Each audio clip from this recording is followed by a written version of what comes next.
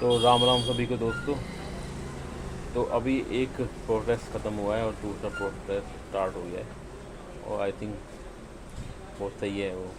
मैं भी उसके पहले से साथ था और माइंड में तो हम हर सामान्य वर्ग के बच्चों में, युवाओं में और बड़े बूढ़ों में है ही कि सामान्य वर्ग को उनके अधिकार मिलने चाहिए जो कभी सरकार, कोई भी सरकार सोचती नहीं उनके बारे में। ठीक है, चाहे वो ब्राह्मण हो। और धीरे धीरे लोग उस सामान्य वर्ग से हटते जा रहे हैं। ठीक है, तो मैंने अभी देखा है एक एक नई प्रोटेस्ट स्टार्ट हुआ है, रिजर्वेशन हटाओ वाला। तो आई थिंक रिजर्वेशन हटना चाहिए और योग्यता के हिसाब से ही चीज़ें मिलनी चाहिए। लेकिन मैं उसमें कमेंट रीड कर रहा था, उसमें लिखे थे कुछ लोगों ने कि फिर जाति धर्म को भी हटाओ।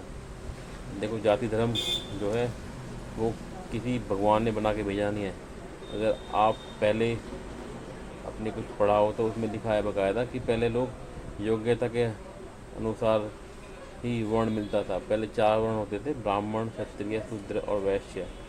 ठीक है, तो ब्राह्मण तो पहले से ही हैं, क्षत्रिय या राजपूत या योद्धा बोल सकते हैं, और तीसरा शूद्र, जहाँ पे अभी आप समझते हो शूद्र क्या होते हैं, और चौथा होता है तुम्हारा वैश्य, यानी कि बढ़िया समाज। ठीक है, तो अभी क्या है, पहले लोग उसमें योग्यता के अनुसार होते थे, तो समाज को सुचारू रूप से चलाने के लिए योग्यता के अनुसार उसमें चेंजेस होते रहते थे।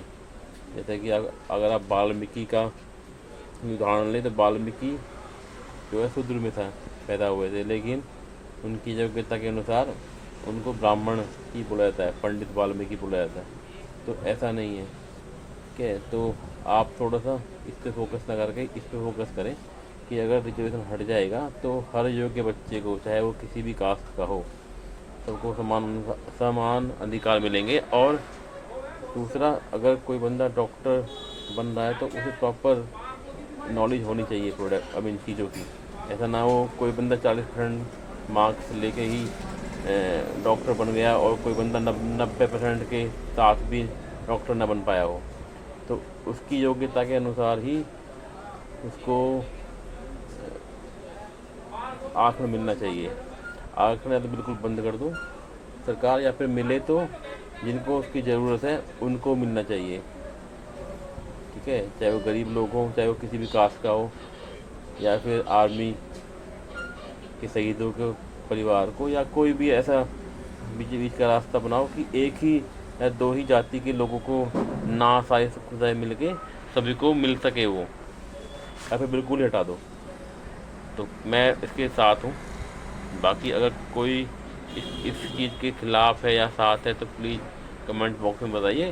मुझे लगता है खिलाफ तो किसी को होना नहीं चाहिए। अगर समाज को सुचारू रूप से चलाना तो आपको ऐसी चीज़ों के साथ में आना चाहिए। धन्यवाद दोस्तों।